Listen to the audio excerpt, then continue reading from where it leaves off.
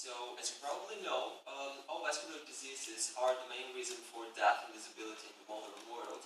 And one of the most common forms of vascular disease, the CPAD, affects 0.6 to 9.2% of the population, and it's often manifested with critical limb ischemia.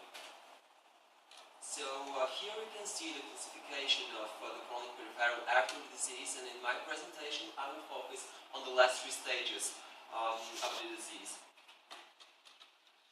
So the main risk factors are the male gender, age over 50, smoking, hyperlipidemia, and diabetes. But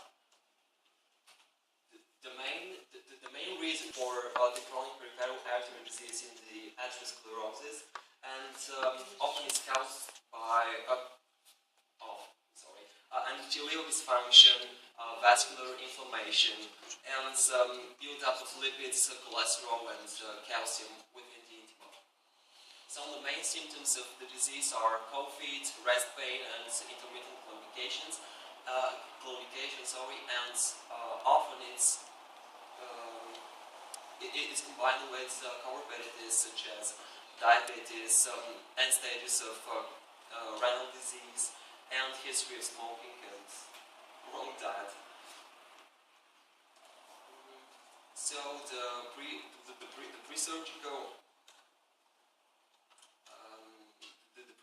examination, like the ankle brachial index and the ankle pressure measurement, are very important for the diagnostics, and some functional testing is very important as well. The Doppler duplex sonography, the arteriography, and CT scans using contrast are very important for the preoperative period to localize the place of obstruction, and for the postoperative period to prove that the reconstruction is done correctly. So the most important part of the treatment is prevention and the drug therapy, but for late stages the surgery is the only option available. And typically there are three main types of surgeries performed: bypass, the subliteration of the artery wall, and angioplasty and thrombectomy when needed. And as you can see on the graphic, bypass surgery shows better results than the angioplasty. So there are two different types of bypass conducts which are used: the autologous vein graft and the synthetic graft. And as golden standard for autologous vein graft is a great saphenous vein.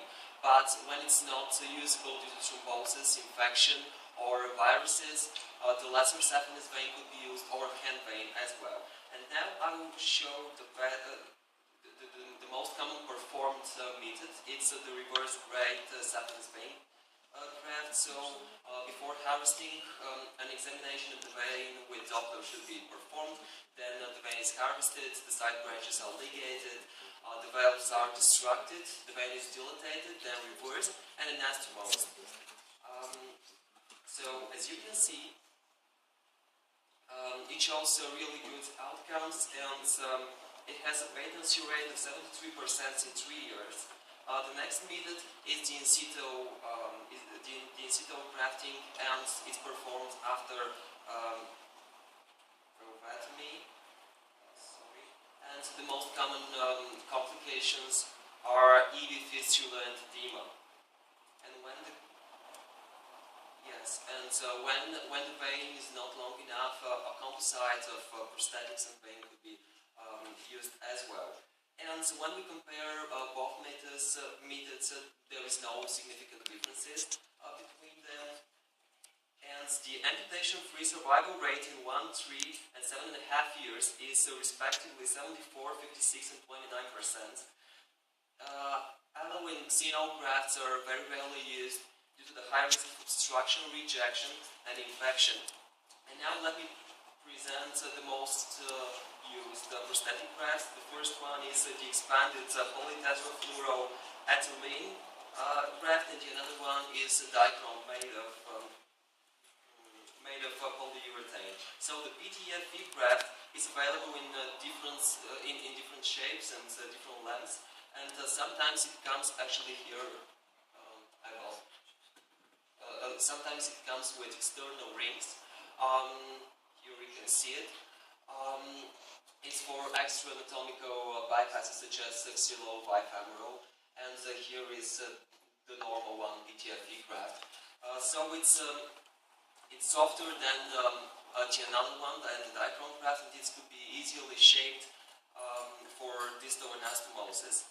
So the dicron graft could be woven to reduce porosity or knitted, which is more flexible.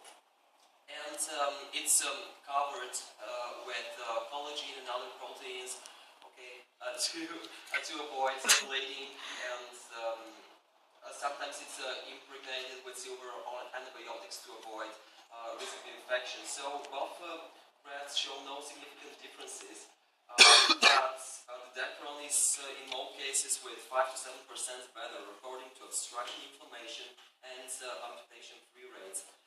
So here you can see the graft patency rate in 5 years.